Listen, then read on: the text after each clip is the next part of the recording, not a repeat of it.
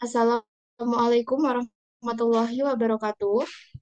Kami dari kelompok 10 ingin mempresentasikan hasil diskusi kami mengenai aplikasi persamaan diferensial orde 1 pada mata kuliah persamaan diferensial biasa dengan dosen pengampu Bapak Profesor Dr. St. Budiwaluyo MSI dan Ibu Siti Muawana SPD MSc. Sebelumnya, kami dari anggota kelompok 10 ada Kurnia Chandra Hairunisa dengan NIM 41014220003. Kemudian saya sendiri, Wanda Eka Putri dengan NIM 41014220019. Dan rekan saya ada Ananda Ferry Setiawan dengan NIM 41014220038. Di sini kami ada 5 topik pembahasan. Yang pertama ada pendahuluan, yang kedua ada model pertumbuhan eksponensial, yang ketiga ada contoh model pertumbuhan eksponensial, yang keempat penyelesaian dengan menggunakan aplikasi, kemudian yang kelima ada kesimpulan. Untuk topik pembahasan yang pertama ada pendahuluan yang akan disampaikan oleh rekan saya Nisa. Kepada Nisa, saya persilahkan. Baik, terima kasih. Untuk topik yang pertama yaitu pendahuluan. Permasalahan pertumbuhan penduduk adalah salah satu permasalahan bagi banyak negara, termasuk negara Indonesia. Permasalahan pertumbuhan penduduk ini dapat disebabkan oleh beberapa faktor utama, antara lain kelahiran, kematian, dan perpindahan. Ilmu matematika yang dapat digunakan untuk membantu mengestimasi jumlah pertumbuhan penduduk adalah permodelan matematika. Secara spesifik, persamaan diferensial merupakan salah satu metode yang sering digunakan untuk memprediksi pertumbuhan penduduk suatu daerah berdasarkan data yang telah ada. Ada dua model dalam persamaan diferensial yang biasa digunakan, yaitu model eksponensial yang memperkirakan pertumbuhan penduduk dengan laju yang konstan dan model logistik yang dapat memprediksi pertumbuhan penduduk dengan mendekati titik keseimbangan ketika mencapai daya dukung yang maksimum.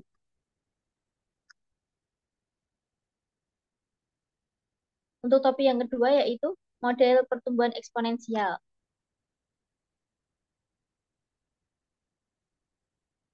Pada tahun 1798, Thomas Malthus membuat sebuah model pertumbuhan penduduk yang terkenal dengan nama model pertumbuhan eksponensial. Model ini digunakan untuk mengestimasi pertumbuhan penduduk yang memiliki laju konstan.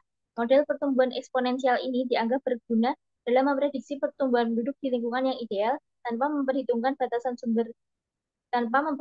batasan seperti sumber daya atau ruang hidup yang terbatas, sehingga memberikan pandangan teoritis tentang bagaimana populasi dapat bertambah secara terus-menerus. Dalam model pertumbuhan eksponensial, jumlah populasi yang bertumbuh atau luruh dalam waktu tertentu dapat dilambangkan dengan PT.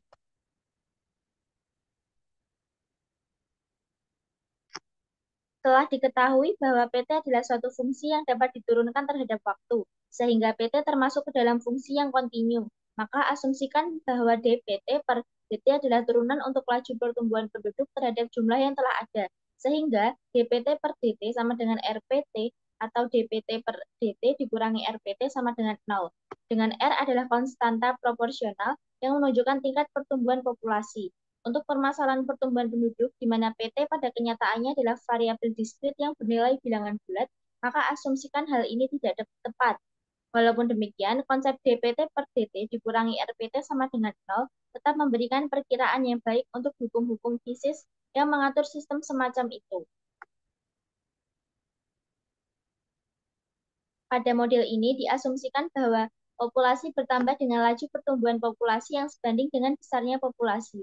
Misalkan PT menyatakan jumlah populasi pada saat waktu T dan R menyatakan laju pertumbuhan populasi, maka model pertumbuhan penduduk eksponensial dapat dinyatakan dalam bentuk dPT per dt sama dengan RPT, yang mana merupakan persamaan diferensial sehingga dapat dicari solusi umumnya dengan cara sebagai berikut. dP per dt sama dengan RP, ekuivalen dengan dP per P sama dengan RDT, ekuivalen dengan integral dP per dt sama dengan integral R dikali dt, ekuivalen dengan ln P sama dengan RT ditambah C, ekuivalen dengan E pangkat ln P sama dengan E pangkat RT plus C, ekuivalen dengan P sama dengan E pangkat RT plus C, sehingga diperoleh PT sama dengan E pangkat RT plus C, kita sebut sebagai persamaan pertama. Untuk selanjutnya akan disampaikan oleh rekan saya Wanda, kepadanya dipersilakan. Baik, untuk selanjutnya, jika diberikan kondisi awal T sama dengan 0 dan PT sama dengan P0, maka diperoleh nilai C sama dengan ln P0, sehingga bila nilai C disubstitusikan ke persamaan satu diperoleh PT sama dengan E pangkat RT ditambah ln P0 sama dengan E pangkat RT dikalikan E pangkat ln P0 sama dengan P0 dikalikan E pangkat RT. Sehingga PT sama dengan P0 dikalikan E pangkat RT disebut sebagai persamaan kedua. Dengan keterangan PT adalah jumlah populasi pada saat T, P0 adalah jumlah populasi awal pada saat T sama dengan 0, R adalah laju pertumbuhan per kapita populasi, T adalah waktu. Persamaan kedua merupakan bentuk solusi khusus dari model pertumbuhan eksponensial. Dari persamaan tersebut dapat dilihat jika nilai R positif, maka populasi akan meningkat secara eksponensial. Sebaliknya, jika nilai R negatif, maka populasi akan semakin menurun atau punah.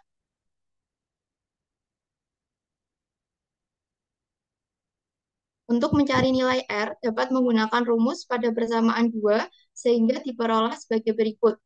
PT sama dengan P0 dikalikan E pangkat RT. Ekivalen dengan PT dibagi P0 sama dengan E pangkat RT.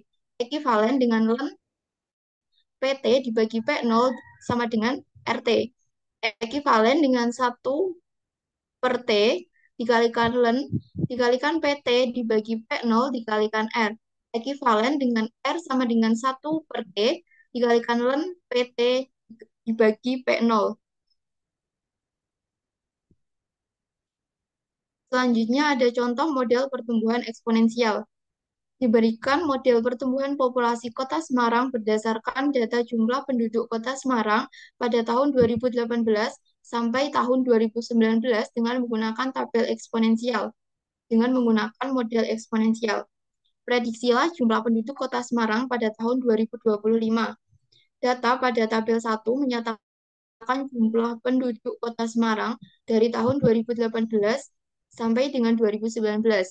Berdasarkan tabel 1, pada tahun 2018 terdapat 3.094.732 penduduk. Pada tahun 2019 terdapat 3.158.943 penduduk. Untuk penyelesaiannya, dalam hal ini kita bisa menggunakan konsep DPT dibagi DT sama dengan RPT dengan terlebih dahulu mencari nilai R dan misalkan jumlah penduduk pada tahun 2018 adalah nilai PT atau populasi awal yaitu populasi pada tahun 2018.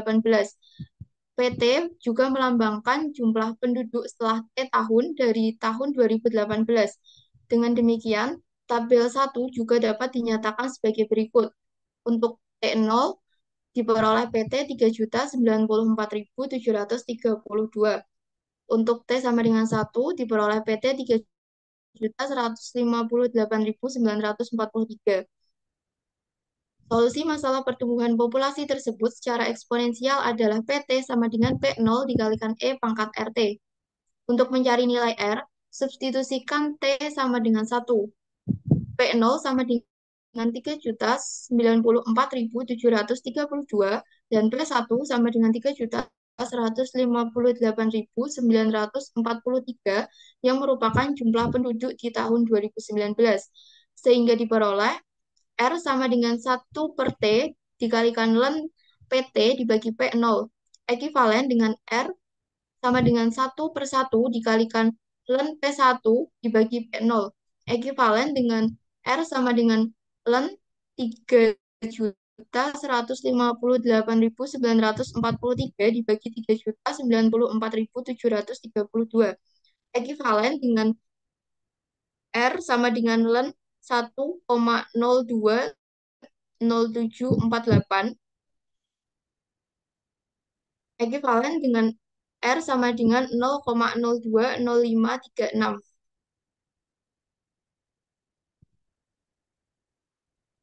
Untuk penyelesaian selanjutnya akan disampaikan oleh rekan saya, Ferry. Kepadanya dipersilahkan.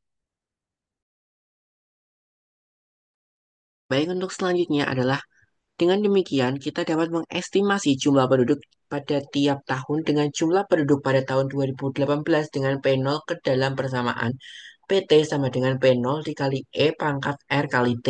Misalkan, prediksi jumlah penduduk pada tahun 2025 adalah P7 diperoleh PT sama dengan P0 dikali E pangkat R kali T. Ekivalen dengan P7 sama dengan P0 kali E pangkat R kali 7. Ekivalen dengan P7 sama dengan 3.094.732 dikali E pangkat 0,020536 dikali 7. Diperoleh ekivalen dengan P7 mendekati 3.573.171. Jadi prediksi jumlah penduduk Kota Semarang pada tahun 2025 dengan menggunakan model eksponensial adalah sekitar 3.573.171 jiwa.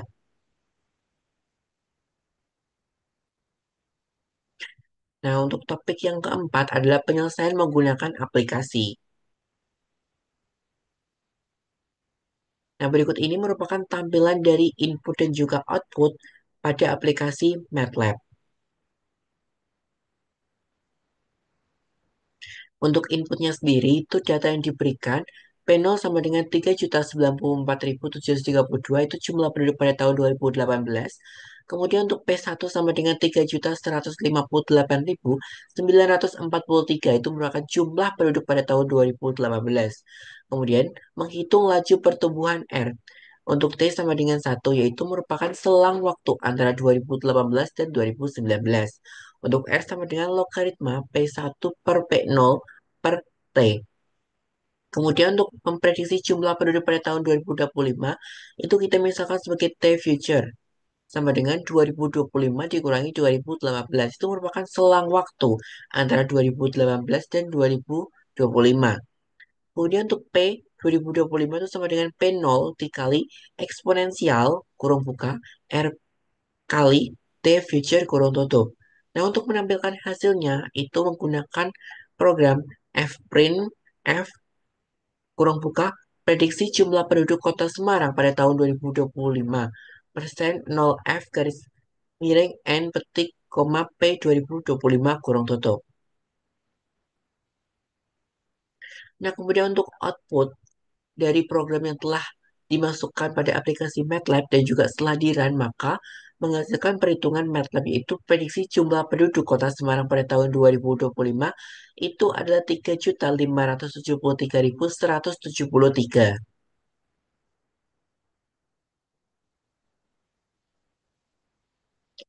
Nah, untuk topik yang kelima yaitu adalah kesimpulan.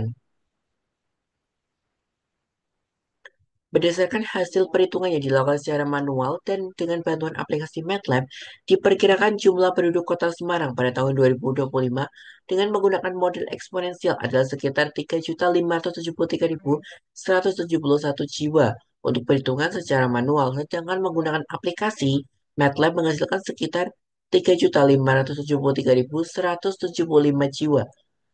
Dengan demikian, terdapat selisih sebanyak 4 jiwa antara kedua metode tersebut. Selisih ini mungkin disebabkan oleh penggunaan kalkulator dalam perhitungan manual yang membuatkan bilangan desimal dan mempengaruhi hasil akhir.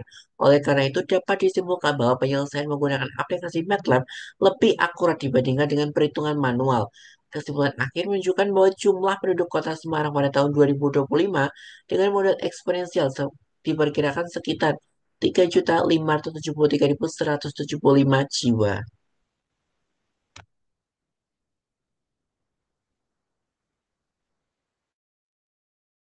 Demikian presentasi dari kelompok kami.